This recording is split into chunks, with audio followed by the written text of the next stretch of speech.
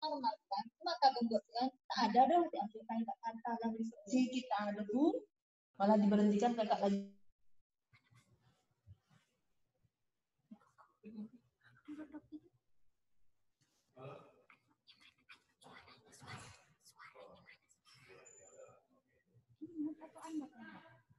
Mood atau anda?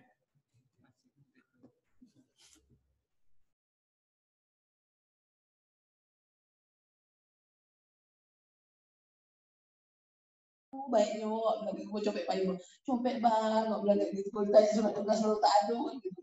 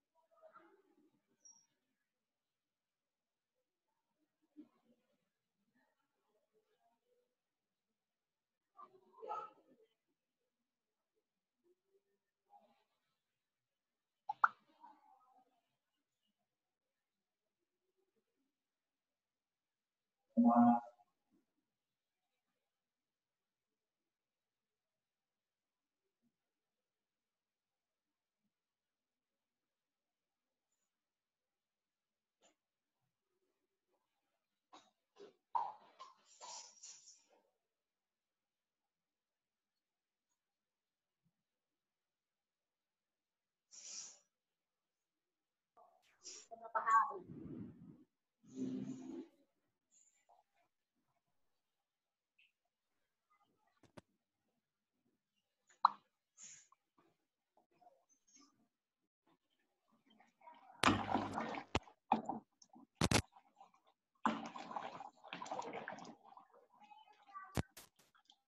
saya dan narasumber Dr.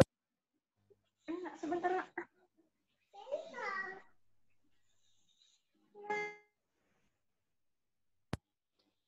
Terima kasih.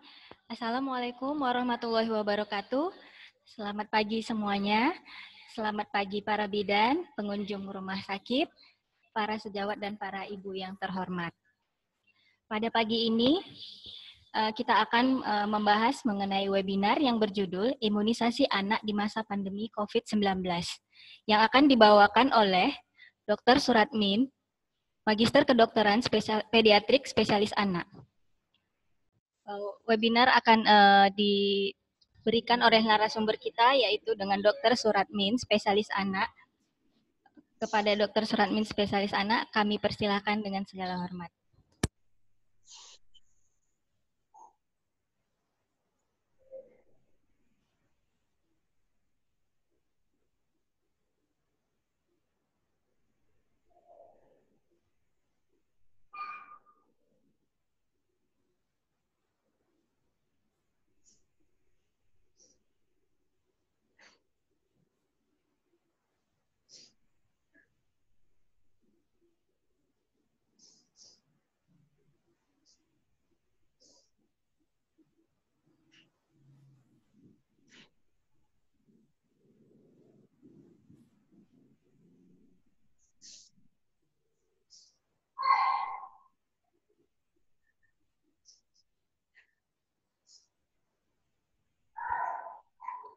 Yes.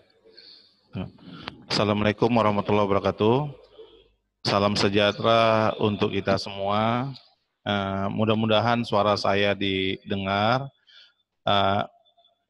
Untuk ibu-ibu yang telah hadir, para bunda, moms, dan kemudian juga para tenaga kesehatan, baik bidan, perawat, ataupun juga mungkin yang berkaitan dengan imunisasi.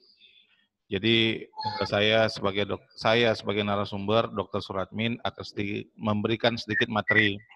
Mungkin materi ini sharing aja untuk kita semua, ya, sharing untuk kita semua.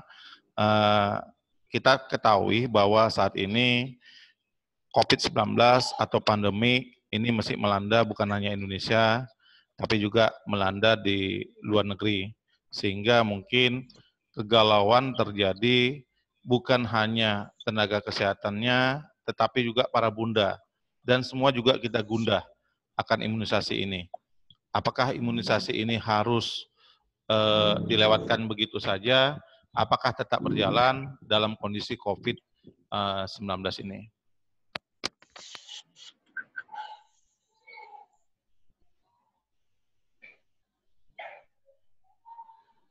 Pendahuluan.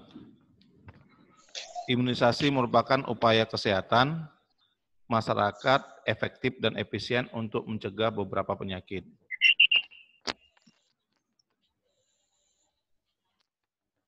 Seperti telah diketahui bahwa cakupan imunisasi rutin di Indonesia itu di tahun 2019 masih kurang memuaskan, ya, masih kurang memuaskan.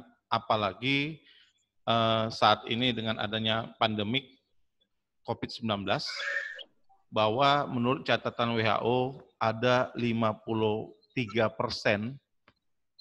negara di dunia itu tidak menjalankan imunisasi secara baik. Kalau 53%, hitungan total orangnya adalah 87 juta yang tidak mengikuti imunisasi secara baik. Jadi dalam situasi pandemi yang dianjurkan untuk melaksanakan social distancing di negara kita, bahkan Satgas Imunisasi juga sudah menghancurkan agar imunisasi ini tetap terus berjalan, tetap terus efektif untuk mencegah terjadinya penyakit-penyakit yang disebabkan oleh yang harus diimunisasi.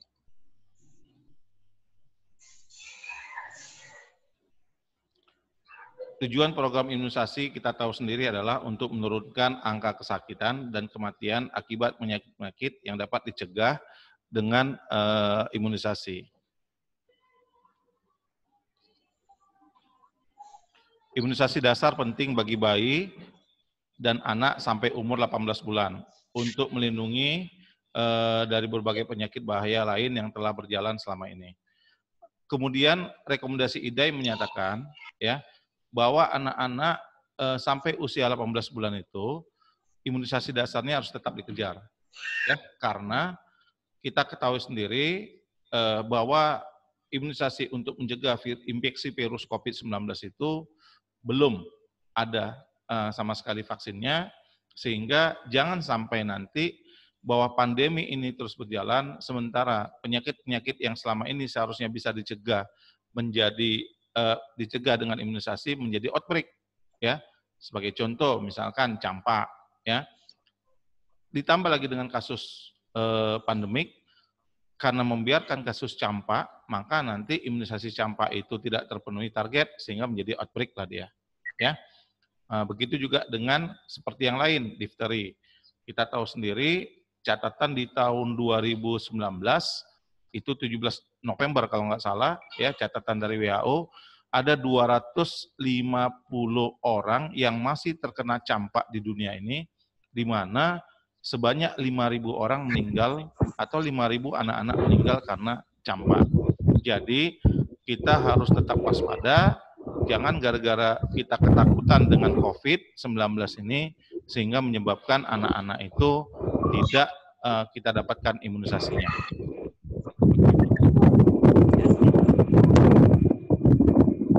Ini adalah jadwal imunisasi yang terakhir yang dikeluarkan oleh Ikatan Dokter Indonesia, Ikatan Dokter Anak Indonesia tahun 2017.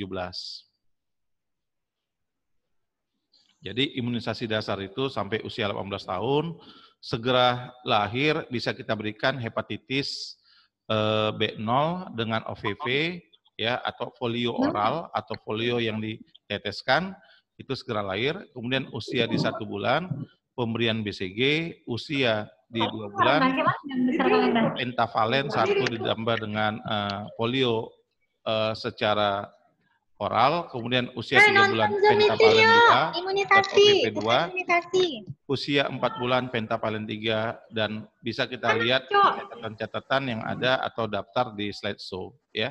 Ini bisa kita jadi pegangan bahwa sampai usia 18 bulan itu imunisasi dasar harus kita kejar. Oke. Jadi data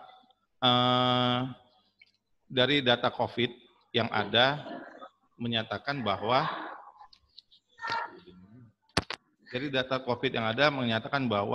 ada 1,4% usia balita yang terkonfirmasi positif dari total penderita. Dari 1,4% itu ada 1,6% balita yang harus dirawat atau diisolasi. Yang sembuh 1,25%, kemudian yang meninggal 0,7%.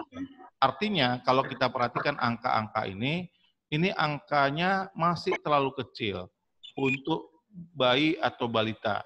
Masih terlalu kecil. Kita bukan berarti membiarkan angka kecil ini, tidak. Tetapi kita juga harus menambah pengecilan terhadap angka-angka kasus-kasus yang lain. Sebagai contoh nih, campak. Itu tadi yang saya katakan.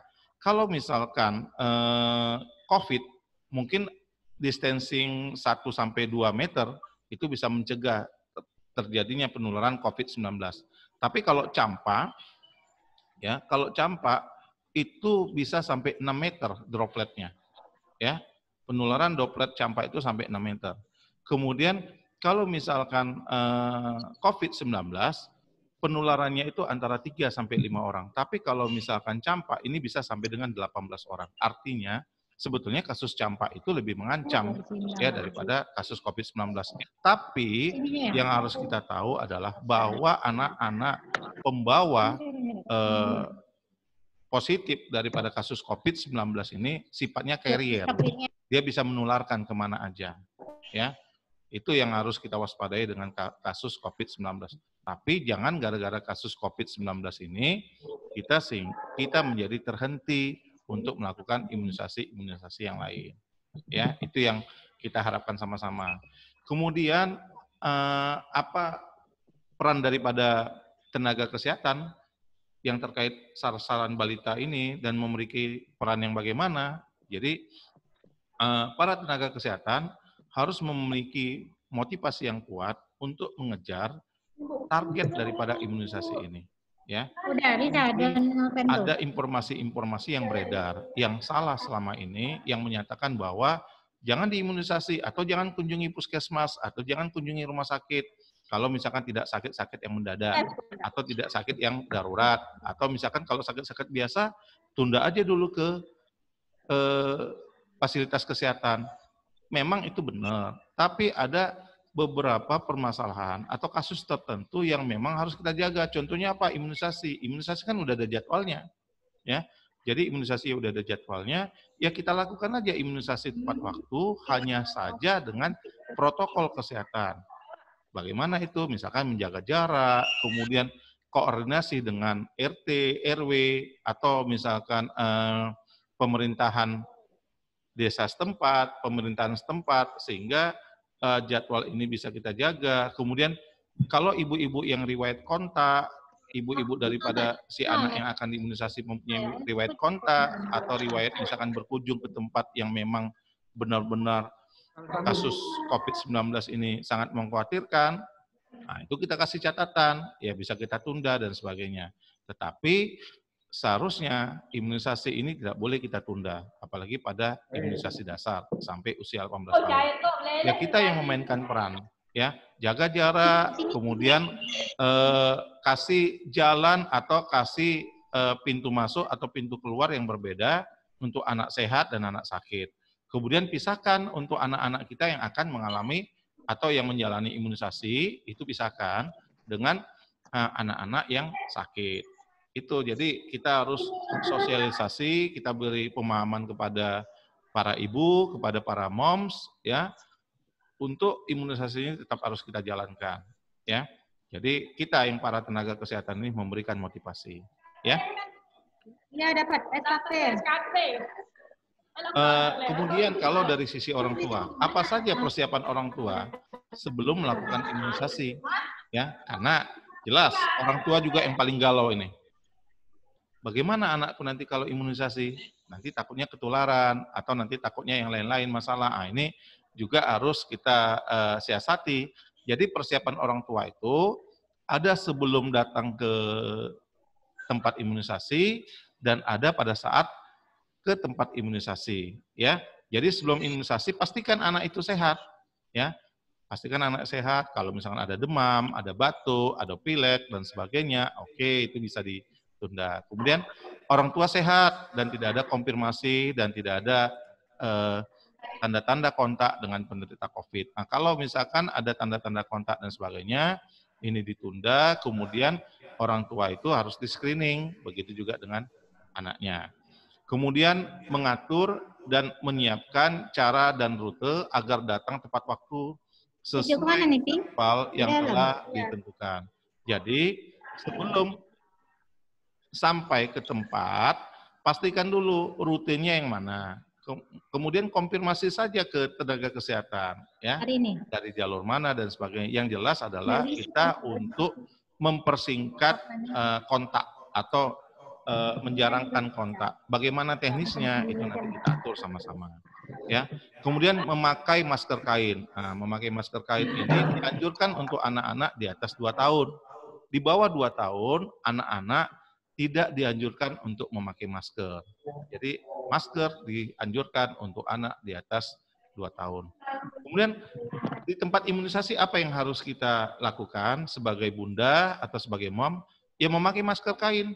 Ya, kemudian datang sesuai jadwal, datang sesuai ya.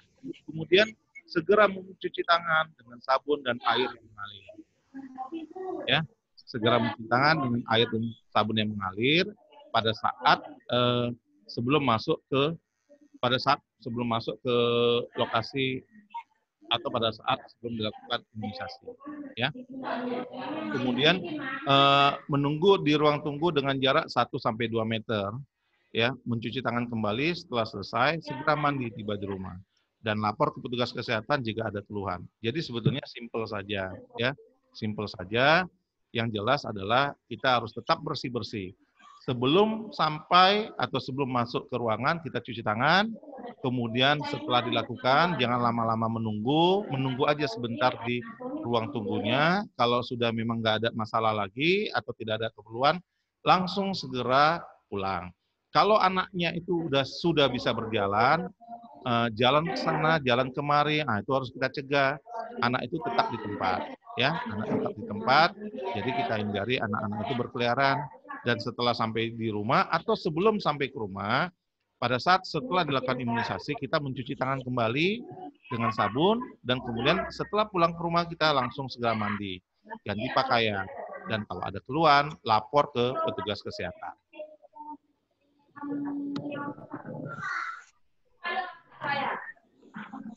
Ya, jadi negara juga sangat berperan dalam hal untuk memulihkan kondisi ini.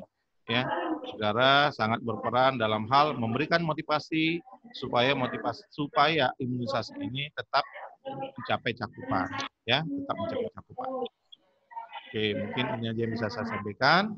Kalau misalkan ada pertanyaan mungkin lebih gampang, lebih enak dan sebagainya, ya. Jadi boleh bertanya, langsung aja bertanya. Bagi ada yang mau bertanya, hidupkan mikrofonnya. Wabillahi taufiq wal hidayah. Assalamualaikum warahmatullahi wabarakatuh. Yang ranitidin ya disuruh kemarin ya. Kan kemarin beli di luar kan? Belum dibeli lagi Bu. Belum ada rezekinya. Oh. Satu papan nggak mampu Bu, paling-paling nggak nyampe 10.000. Yang ranitidin itu 5.000. Ya, kata Ibu udah coba beli? Belum. Oh. Tapi mahal. Enggak nyampe 100.000 Bu, Ibu kena. 10.000 nyo, satu papan itu. Di ruang aku, Mbak Pogo, entah kata Ibu tuh sekitar sampai puluhan lah, yang resiko tuh kan. Nah, pikir sama ngobrol dengan itu, katanya sudah ada apotek gitu. Itu namanya kosong. Iya, karena di sini lagi kosong obat itu. Biasanya kalau masalah lambung itu obatnya itu yang 3 macam itu, Bu. Kalau meprazol kemarin dapat kan, udah habis.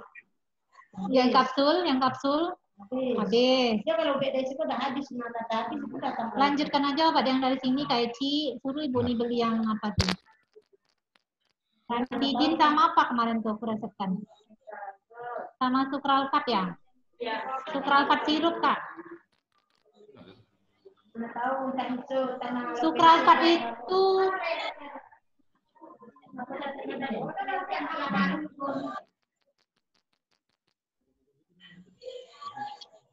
Itu nggak dengerin.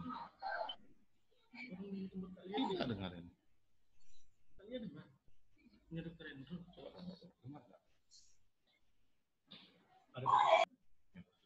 Ada kira-kira pertanyaan? Kalau ada pertanyaan, mood-nya itu dibuka aja.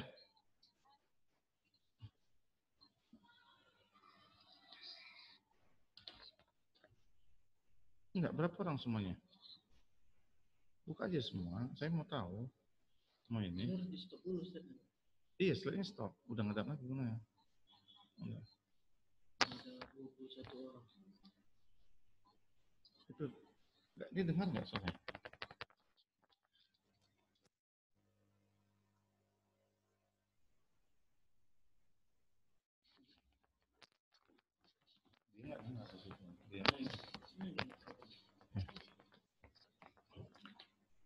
Kira-kira ada yang mau bertanya, para bunda, ibu-ibu dan sekalian?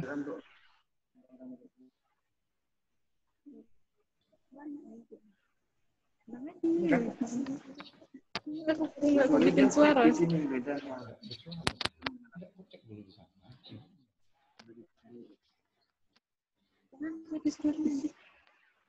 Ada yang kira-kira mau bertanya?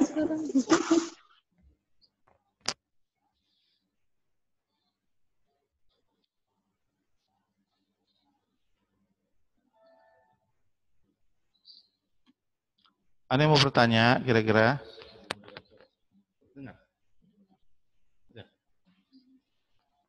Di sini kayaknya ada Bu Nela ini. Ada Bu Nela, ada Dokter Meta,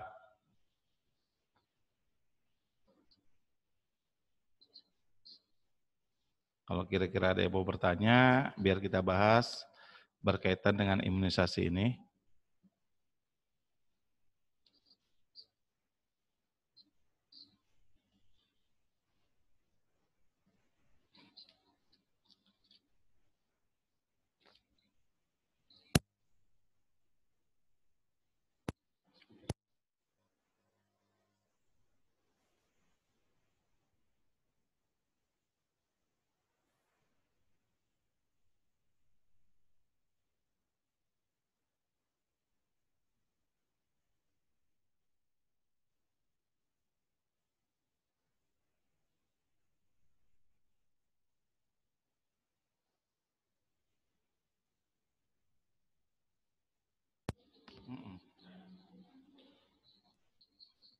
Ini dong.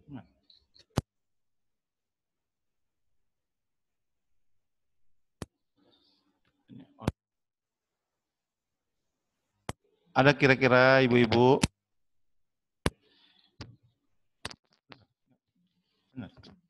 Jadi sebagai tambahan untuk kita semua, ya, kita semuanya baik dokter, baik tenaga kesehatan, baik kemudian yang termasuklah di dalamnya bidan, perawat dan sebagainya, itu semuanya kita berkomitmen agar angka cakupan imunisasi ini tetap tinggi, ya. Jadi yang diharapkan angka cakupan imunisasi ini tinggi, ini menjadikan nanti herd immunity. Herd immunity itu artinya menjadi kelompok yang kebal terhadap satu penyakit. Ya, sebagai contoh gini, misalkan cakupan imunisasi campak itu misalkan sampai dengan 95%. Artinya kelompok yang kebal terhadap campak ini ada 95%. Ya, sehingga mereka-mereka yang mungkin saja belum dan sebagainya, mereka nanti akan terlindungi dengan kelompok yang sudah kebal ini atau herd immunity. Ya. Kemudian satu yang harus kita ingat bahwa kita jangan karena ketakutan terhadap COVID-19 sehingga menyebabkan anak kita jaga di rumah aja dengan tidak memberi kekebalan. Itu juga sangat salah besar. Ya, sangat salah besar. Tetapi anak-anak kita ini harus tetap kita berikan imunisasi. Ya, tetap kita berikan imunisasi sesuai jadwal. Kalau misalkan dalam suatu kondisi, dalam satu wilayah, misalkan penularan daripada COVID-19 ini tinggi, atau dalam kata lain zona merah misalkan, ya, zona merah, itu imunisasi bisa ditunda, tapi maksimal 1 bulan, ya, maksimal 1 bulan. Jadi jangan alasan gara-gara zonanya merah, kemudian tingkat penularannya tinggi, anak kita juga tidak kita bawa untuk imunisasi. Itu. Kemudian kalau misalkan ini di zona merah itu jatuhnya di bulan ketiga misalkan, ya, di bulan ketiga anak kita atau anak kita usianya 3 bulan, ya, kita membawa di usia 4 bulan. Imunisasi mana yang harus kita dapat? Itu istilahnya dengan kecap. Kita kejar imunisasi yang belum dapat, itu kita kejar dengan imunisasi yang sekarang yang harus kita berikan. Berarti sekaligus pemberiannya 2. Sebagai contoh gini, di usia 9 bulan itu kan anak-anak itu mendapat atau balita itu mendapat MR, ya, mendapat measles atau campak di usia 9 bulan. Ternyata, ya kan, ada beberapa imunisasi yang belum didapat sebelumnya, belum lengkap sebelumnya, tapi harus mendapat imunisasi campak. Nah, bagaimana? Nah, jadi nanti imunisasi campak itu tetap kita kerjakan di usia 9 bulan, tapi imunisasi yang belum bisa kita lakukan bersama-sama. Ya, bisa kita lakukan bersama-sama. Jadi contohnya misalkan DT-nya belum dapat ini, ya kan, atau hepatitisnya belum dapat atau belum lengkap, tapi usianya udah 9 bulan karena kita ketakutan dengan COVID-19 ini. Ya kita kerjakan pada saat si anak itu usia 9 bulan, ya kan, dengan campak kita berikan, dan kita kejar imunisasi yang belum dapat selama ini. Sehingga dapat dua-duanya. Ya, mungkin ini. Jadi itu yang harus kita pahami, ya, bahwa angka penularan dari COVID atau angka penderita COVID-19 itu sangat kecil, ya, sangat kecil, sehingga kita jangan mengabaikan angka penularan yang besar. Itu campak penularannya besar itu, ya. Kemudian apalagi difteri itu penularannya juga cepat. Jangan seperti kasus Ebola, kalau nggak salah itu di tahun 2014 ya. Ya, Ebola di tahun 2014, karena pandemi Ebola di tahun 2014, pada saat itu terjadilah kasus polio. Ya, terjadi kasus polio di mana-mana. Jadi para orang tua takut memberikan atau takut datang ke tempat-tempat imunisasi, baik rumah sakit dan lain-lainnya, gara-gara pada saat itu Ebola itu lagi tinggi-tinggi kasusnya. Sehingga apa? Kasus polio yang merebak pada saat itu. Jadi kalau bisa jangan, ya, kita waspada dengan COVID-19, tetapi kita tetap harus mengejar imunisasi dasar bagi bayi atau bagi buah hati kita. Ya, mungkin ini yang bisa saya sampaikan. Kalau kira-kira ada yang mau ditanyakan lagi, silakan.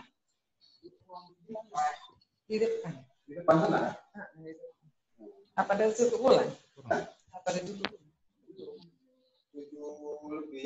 Oh, ada BPJS? Ada.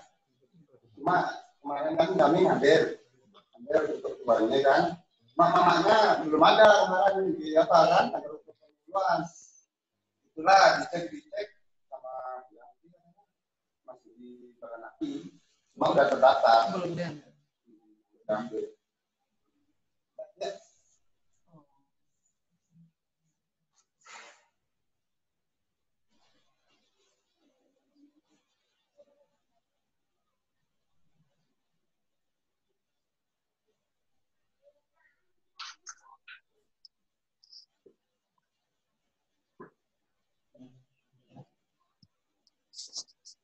Izin dok, mau bertanya dok. Boleh? Assalamualaikum warahmatullahi wabarakatuh. Dok, mau bertanya gini dok. Jika ada anak dengan penderita COVID tapi tanpa gejala dok, apa boleh diimunisasi dok? Itu aja dok pertanyaan dok. Oke. Seperti yang saya katakan tadi, ya kan, anak kalau misalkan dia terkonfirmasi COVID-19, ya kita selesaikan dulu COVID-19-nya ini, ya. Jadi kita juga takut ya menularkan tenaga kesehatan yang lain, ya. Kita screening siapa-siapa saja yang kontak dengan anak COVID-19 ini. Itu yang terlebih dahulu langkah kita, ya. Setelah nanti kita clearkan semuanya, kita ketahui semuanya, riwayat kontaknya, kemudian dan apa namanya, kita lakukan karantina dan sebagainya, baru kita lakukan imunisasi. Jadi bisa kita. Oke dok, baik dok, terima kasih dok. Assalamualaikum warahmatullahi wabarakatuh. Salam.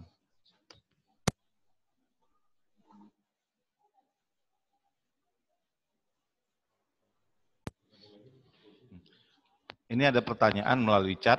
Jadi kalau misalkan imunisasinya itu kejar atau kecap, sementara dia saat ini mendapat imunisasi yang wajib, apakah dilakukan secara bersamaan? Ya benar, dilakukan bersamaan. Jadi mungkin aja nanti yang satu paha kiri, yang satu paha kanan. Ya.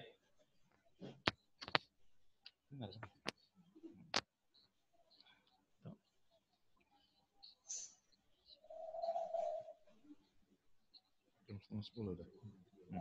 Sebentar. Ada tambahan dari sana.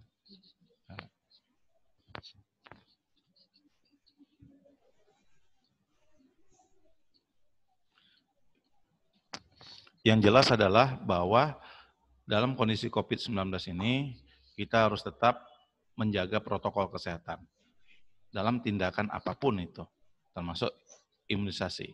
Jadi jaga jarak, memakai masker, kemudian rajin-rajinlah mencuci tangan sebelum dan sesudah sampai dari rumah sakit. Ya, sebelum ke rumah sakit atau setelah rumah sakit. Begitu juga tenaga kesehatan. Tenaga kesehatan sebelum melakukan tindakan atau setelah melakukan tindakan atau sebelum memegang alat yang berkaitan dengan tindakan atau pasien dan setelah memegang alat yang berkaitan dengan tindakan atau pasien, segeralah mencuci tangan. Ya, segera mencuci tangan dan sampai rumah segera mandi, segera bertukar pakaian, semuanya bersih-bersih. Baru pada saat itu, baru setelah itu kita ketemu dengan keluarga. Ya, itu yang mungkin. Jadi yang jelas adalah pesan dari saya bahwa imunisasi tetap harus diberikan pada bayi atau anak usia 18 bulan. Ya, harus tetap diberikan.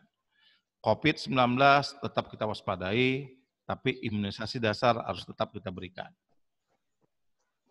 Dengan cara menjaga jarak atau protokol kesehatan yang telah saya bicarakan tadi sebelumnya. Oke, kalau mungkin tidak ada pertanyaan, ya, atau saya tunggu kira-kira mungkin 10 menit lagi. Bagi ada yang bertanya, silakan bertanya. Kita kupas tuntas tentang imunisasi pada saat ini, yang mungkin sebelumnya ragu, ya.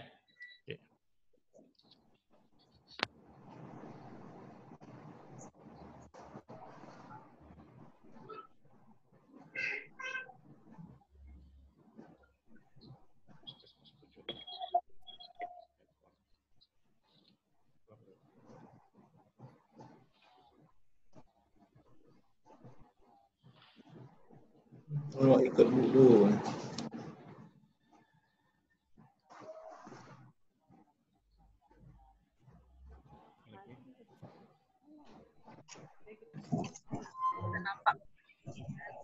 Efektivitas penggunaan media komunikasi. Ormasi PT. Selamat bergabung, Dr. Azza. Selamat bergabung, Dr. Azza. Pemerintah pusat. Itu Adi Putra yang dari IPOMAS ya?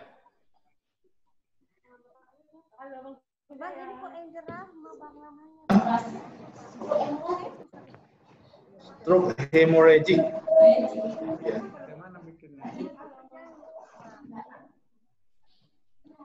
Gimana bikin puskesmas Pampa Jaya? Gimana?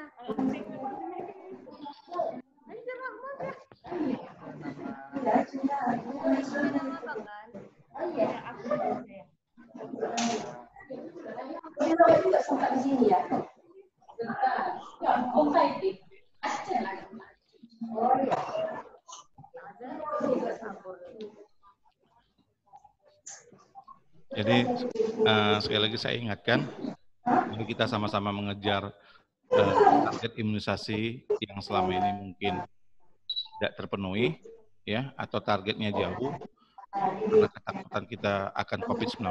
Mudah-mudahan materi yang tadi yang telah kita berikan memberikan masukan untuk kita semua, ya, baik kepada para tenaga kesehatan, bidan, perawat, dan kemudian yang lainnya, dan juga para bunda, sehingga akan membawa anaknya untuk pergi imunisasi. Yang jelas adalah bahwa untuk melakukan imunisasi ini, konfirmasi perjanjian dengan tenaga kesehatan, konfirmasi jadwal yang benar-benar, ya, yang benar-benar, kemudian rute datang dan rute masuk serta rute keluar itu harus berbeda. Kalau misalkan ada demam, batuk, pilek, tunda